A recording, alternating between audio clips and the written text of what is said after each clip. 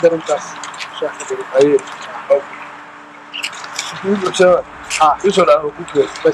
James O'Keefe back here on the ground in Minneapolis. Our undercover journalists at Project Veritas have just exposed a voter fraud ring so widespread that many members of the Somali community here consider it an open secret.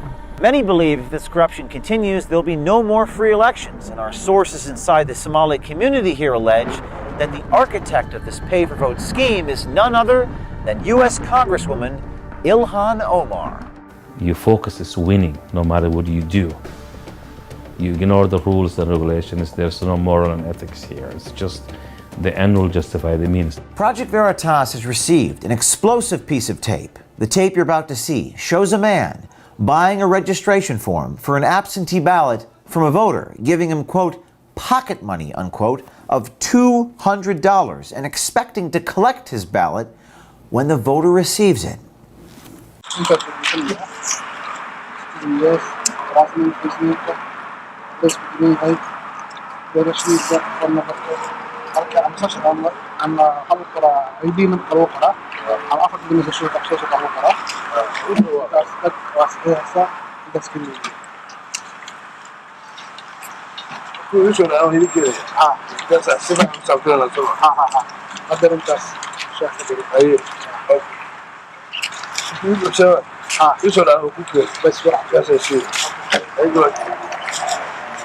In this next tape, we hear from another ballot harvester who tells us how much money he receives for his illegal activities. Activities he says he doesn't care are illegal.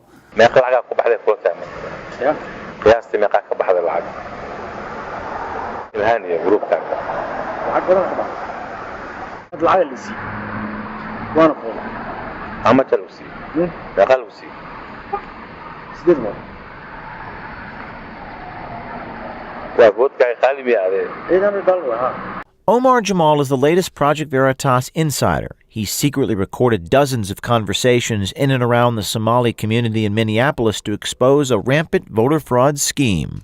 I think Ilhan Omar is one of the people who are behind all this mess, and they have a lot of people that work for them that make sure that tasks get carried out, ballots collected, there's a cash money exchanging hands. It's an open secret that everybody knows it, but they don't talk about it. Will they do it again for the next election, general election? Yeah, November.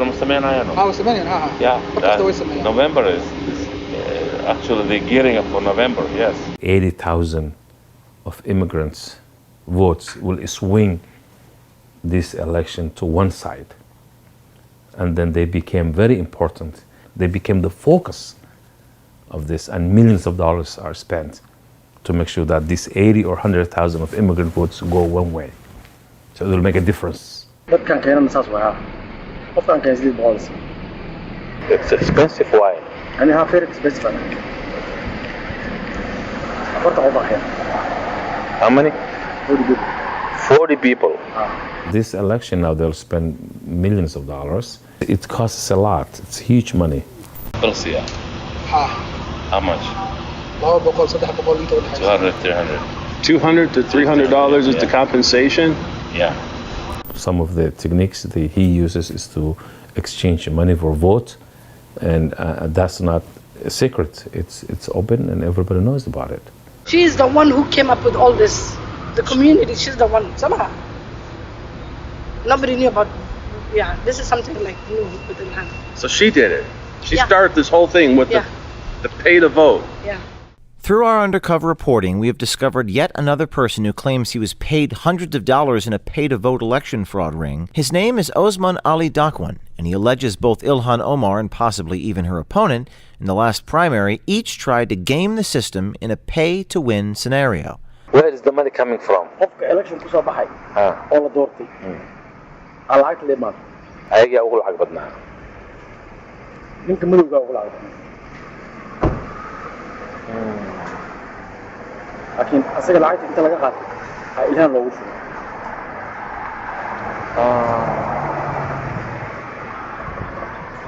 taas ana ka dambeeyay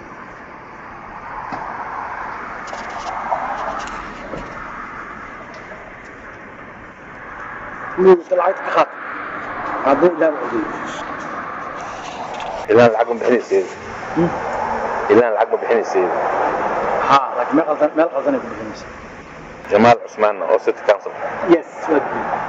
The more election you win, the more powerful you will become. The more fundraising, the money you will get. The more money you get, the more you can buy people.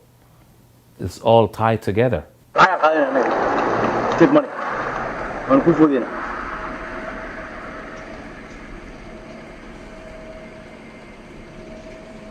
But that's illegal, why?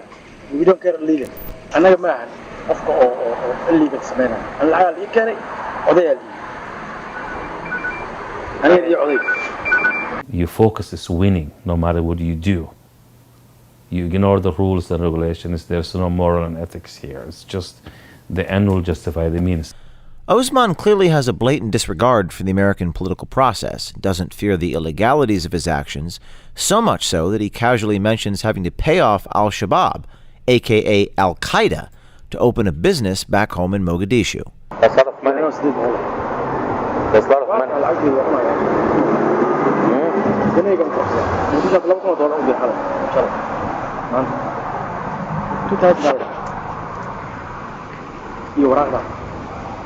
أكو أصنايا ليسين أكو استو إن حق الإجسي صار داري ما بيا very expensive يعني $1,000 وابس وراء ديو شاب بدي سنة جوا يعني هذا الشباب إيش يعرف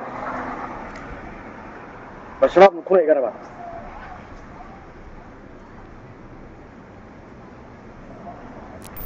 Osman Ali says even the election judges are in on it. Marka election judges ka waqtigooda waa la siiyaa. Yes. Wasi waxa kale. Marka judges ka la siinaa lacagta. Judges ka ayaga waxa kala diray ayaga corruption. Election judges. Ilhan's people count the ballots? Everything. So the people who are actually sitting, working, are the same people. They shouldn't have those same people doing all the job. So the people that work for Ilhan are actually counting the ballots, counting the vote. And they become a manager in the precinct too. And manage the precinct. Yes. Progressives, yes. So they do all of it. They do all of it. They do all of it.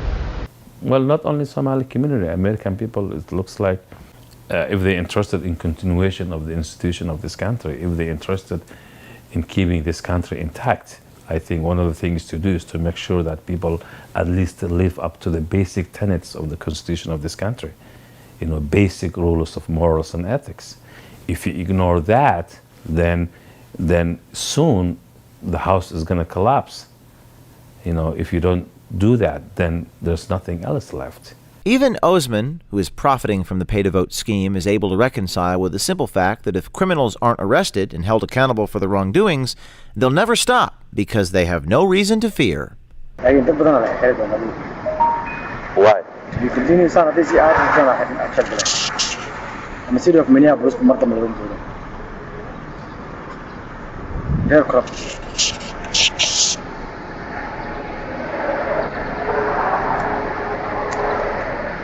ما بقانيان معي إلا الحيرة ضد ما بقايان يا إلا ضد الحيرة والو أديو المدة يعني ولا حتى أنا بس they are in trouble big one they are in trouble big trouble Osman isn't the only person we found during our investigation who admits to being paid, but not all were as enthusiastic about their involvement in the pay-for-vote scheme. Ilhan has a handful of people that work for her. They came to us to our apartments. And they tell us that this year you're going to vote for Ilhan. Do you know if they come directly from Ilhan Omar's campaign? Yes, because the T-shirts, they're not hiding. Do they let people know that they're with Ilhan's campaign when they're... People obviously know. They all know? Everybody knows. Everybody knows in the community. As you've heard from our sources, some in the Somali community feel strong-armed and imposed upon Ilhan's crew. Beyond the alleged confiscation of absentee ballots, We've also heard they may go as far as voting for them at the polling station. They will make sure that you vote, and then once you do that, on the way back right home, they give you the money in the car. How do they make sure you voted for Ilhan Omar? Say was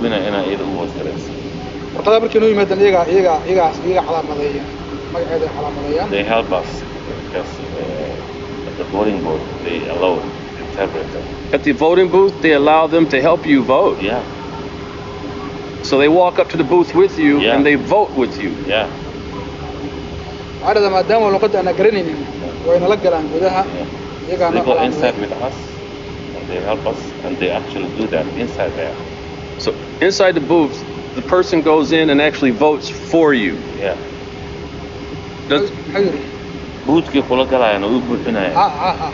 Yes. So you never even get a chance to vote. Does he never really votes? It's the other person. Yeah, they actually the ones who vote. People don't usually. Yeah. They do the voting. They're standing outside. Jamal Usman's team and other teams are standing there. They walk with you to the booth, and then they vote. Oh, vote this guy. Vote this guy. Vote this guy. Vote even if you speak English. Wow. So how do they get away with it at the voting center? Why does nobody complain at the voting center that you're letting these people do this? Everybody just lets it go. Federal law says anyone who votes for others is violating 52 U.S.C. 10307, punishable by up to 5 years in prison and a $10,000 fine. The law is clear. Buying votes is illegal. I've spent over $250,000 on this election. Wow. That kind of crazy. Just handing it out. They got that much cash. Jumping out. This is a big business because look, this girl's going to propose how to end the money to Israel. Ali Ghani and the owner of the mall and Ilhan's campaign, the cash was coming from this guy because the money was being paid via the mall. He's Palestinian. Yeah. He's financing this whole thing. The reason she's fighting for Palestine is because of this guy. And that's it. Yeah. He's pulling the strings. Yeah. So it's all about money and power. And they want her to defend the Israel money. That's all this is about. That's what that's about. I hope the state, the governor, and the attorney general will take this issue very serious. Now we know it's out there. Now we know it's public. And I hope they will investigate and look into this in a very serious way. And I also hope that the U.S. attorney, the federal level, and even the FBI might come and look into this, because this, cannot continue the way it is. It's simply wrong and illegal. If the strong-arming tactics of Ilhan's crew prove to be true, it is a complete violation of basic human rights. From our reporting in the field, the community seems to be fully aware that Ilhan Omar's campaign is connected to a voter fraud ring that operates with impunity. So this raises questions. Why hasn't the Attorney General Keith Ellison looked into this? Is the head of the DFL, Ken Martin, turning a blind eye to this blatant corruption? Does Ilhan Omar yield this much power? If so, why? Should we be worried that unknown powerful people hold leverage over her?